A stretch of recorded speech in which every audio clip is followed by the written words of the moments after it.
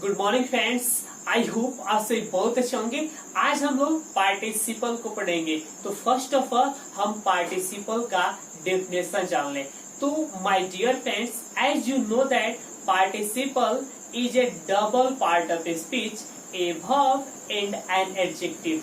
जैसा कि आपको पता है कि participle double part of speech है, जो एक वर्ब का भी काम करता है और एक एडजेक्टिव का भी काम करता है।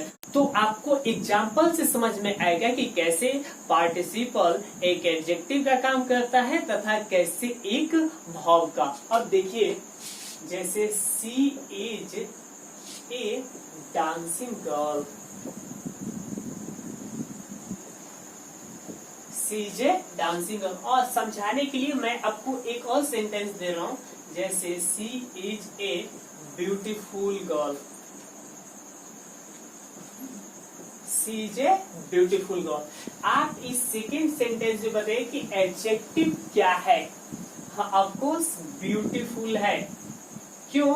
कि यह गर्ल को क्वालिफाई कर रहा है कि गर्ल कैसी है, तो ब्यूटीफुल है।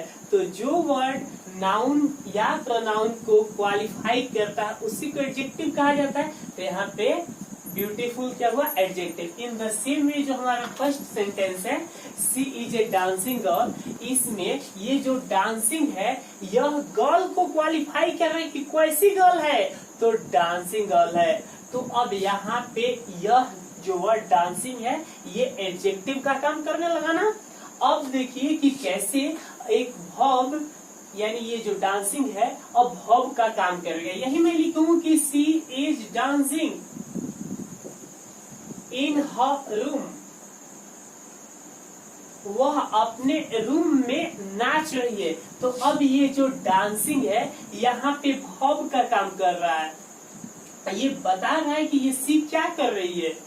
तो जब ये जो डांसिंग वर्ब का काम करेगा, यानी आपको ये समझ में आ गया ना कि ये जो पार्टिसिपल है वो एडजेक्टिव का भी काम कर रहा है और वर्ब का, इसीलिए इसको डबल पार्ट ऑफ स्पीच भी कहा जाता है। पार्टिसिपल को जो वर्ब का भी काम करता है और एडजेक्टिव। देखिए, सब्जेक्ट प्लस इजेमा अब प्लस भी होता है ना प्रेजेंट कंटिन्यूअस का, यानी वर्ब का काम कर रहा है ये। तो अब हम देखेंगे कि प्रेजेंट पार्टिसिपल का यूज कहाँ कहाँ होता है। तो फर्स्ट देखिएगा, प्रेजेंट पार्टिसिपल यानी जो V4 है इसका यूज कोई भी कंटिन्यूअस टेंस बनाने के लिए होता है, यानी present continuous, past continuous, future continuous तथा present perfect continuous, past perfect continuous तथा फ्यूचर परफेक्ट कंटिन्यूअस। यानी V4 से आपका 6 टेंस तैयार होता है। जैसे she will be waiting for you, देखिए future continuous. Radha is waiting for you, यहाँ पे इज वेटिंग यानी V4 से बन रहा है ना। इस तरह से आप देख सकते हैं कि 6 टेंस से तैयार होता है। और जब यह एडजेक्टिव की भांति यूज होता है तब यह ता हुआ, ती हुई, ते हुए का सेंस देता है। जैसे रोती हुई लड़की, तो हम बनाएंगे ए वीपिंग गर्ल। अब देखिए, गर्ल सिंगुलर है इसलिए यहाँ पे ए का यूज हुआ। नाचता हुआ मोर कैसे बनाएंगे? A dancing peacock. My dear friends, ये याद रखिए कि जहाँ पे प्रेजेंट पार्टिसिपल का यूज होगा वहाँ पे एक्टिव एक्शन का बात होता है, यानी वह वर्क जो चालू हो। तो जैसे मैंने एक हंसती हुई लड़की को देखा, तो यानी उसका हंसना क्या था? जारी था ना। तो आई सा ए laughing girl.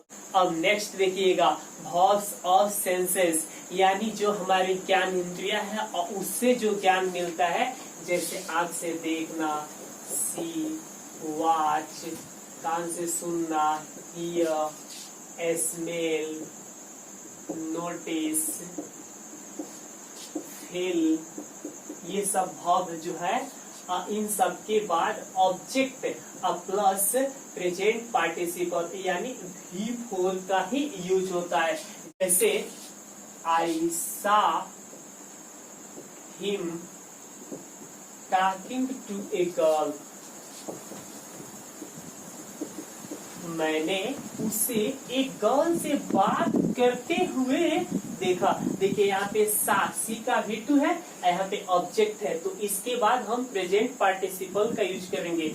My dear friends, आप याद रखिए कि यहाँ पे आप V1 का भी यूज कर सकते हैं, टाक भी लिख सकते हैं और दोनों सही होगा, लेकिन इसके मीनिंग में अंतर होगा, सेंस अलग अलग देगा।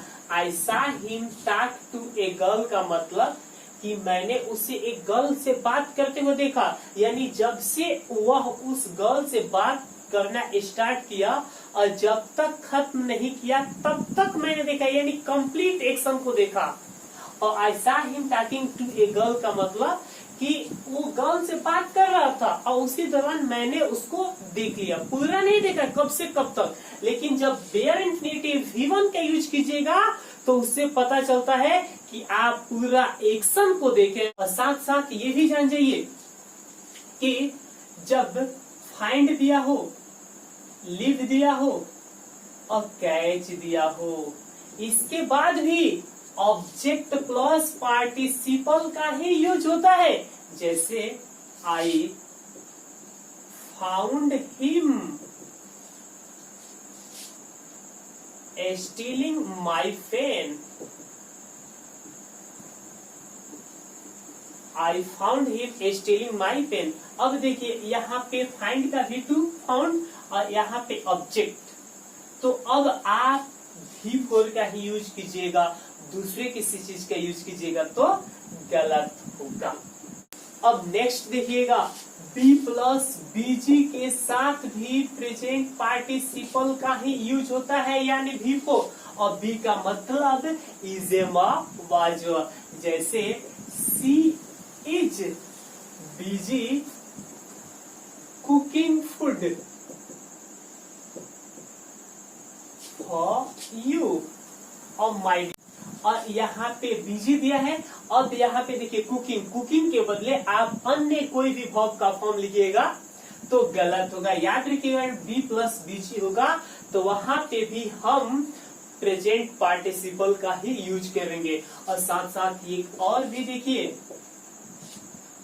स्पेंड या वेस्ट प्लस टाइम या मनी वाला कोई वर्ड दिया हो तो अब यहाँ पे भी हम भी को यानी प्रेजेंट पार्टिसिपल का ही यूज करेंगे। जैसे she spent 2 hours writing a letter. अब देखिए स्पेंड का V2 और यहाँ पे टाइम या मनी, ये टाइम दिया है, टाइम एक्सप्रेसिंग वर्ड, तो अब यहाँ पे प्रेजेंट पार्टिसिपल का ही यूज होगा, अन्य कोई फॉर्म लिखिएगा तो गलत हो।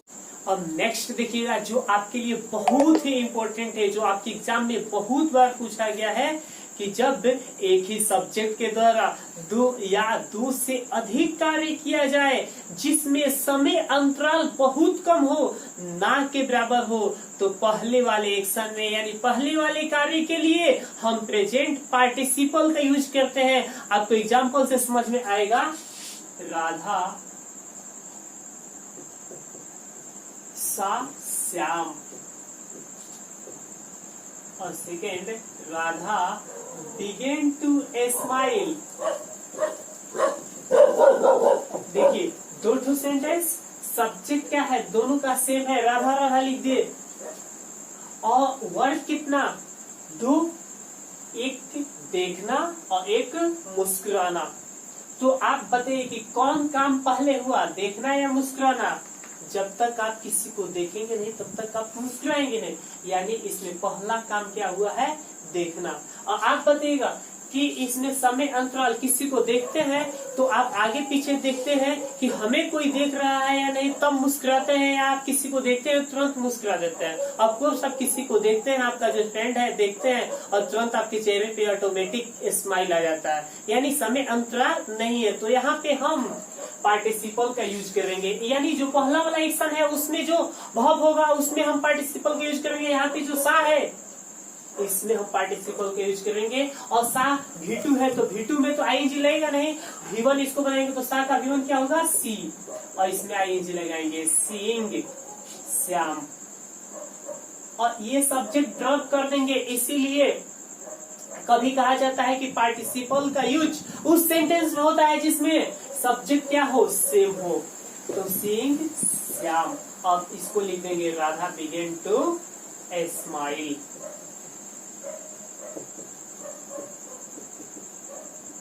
और नेक्स्ट देखिएगा, जब दो वर्क का जिक्र हो जिसमें दूसरा वर्क पहला का रिजल्ट या पार्ट हो तो दूसरे वर्क के लिए भी हम प्रेजेंट पार्टिसिपल का यूज करते हैं। आपको एग्जांपल से समझ में आएगा।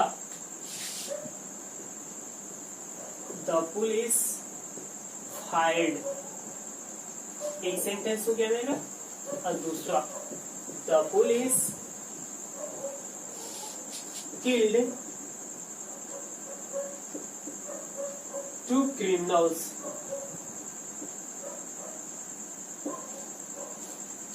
देखिए इसमें का सब्जेक्ट इसमें का सब्जेक्ट सेम है, लिख दिया, आपको प्रोनाउन का यूज नहीं किए कि आपको इजी में समझ में आएगा। दोनों का सब्जेक्ट सेम है, और यहाँ पे द पुलिस फायर की और पुलिस 2 क्रिमिनल को मार गिराई। तो आप बताइएगा कि जब तक फायर नहीं करती तब तक ये क्रिमिनल नहीं मारे जाते, यानी ये काम हुआ तभी ये हुआ, ये नहीं होता तो ये नहीं होता, यानी इसका ये रिजल्ट है। तो जब ये रिजल्ट होगा तो इसके लिए हम पार्टिसिपल का यूज करेंगे, और यहाँ पे जो किल्ड है इसमें पार्टिसिपल यानी आईएनजी लगाएंगे तो इसका V1 बनाएंगे तो किलिंग करेंगे। सॉरी, पहले हम लिखेंगे the police fired, the police fired, इसको लिख इसमें बनाएंगे, ये पुलिस हटा देंगे क्योंकि हम यहाँ पे लिख दिए हैं the police fired killing 2 criminals। I hope आपको ये क्लियर हुआ। और आपसे जाते जाते मैं दो ट्रांसलेशन पूछ रहा हूँ, आप उसको ट्रांसलेट कर दीजिए। वह मुस्कुराते हुए चली गई। अब बताइए कैसे गई? मुस्कुराते हुए, यानी एक्टिव एक्शन है, तो जहां पे भी एक्टिव एक्शन की बात हो वहां पे हम प्रेजेंट पार्टिसिपल का यूज करेंगे। कैसे गई? मुस्कुराते हुए, यानी मुस्कुराना क्या था, जारी था ना, तो यहाँ पे प्रेजेंट पार्टिसिपल, वह मुस्कुराते हुए चली गई। She went away smiling. अगला, उसके मुस्कुराते हुए चेहरे को देखो, कैसा चेहरा, मुस्कुराता हुआ। तो लुक एट हिज यहाँ स्माइलिंग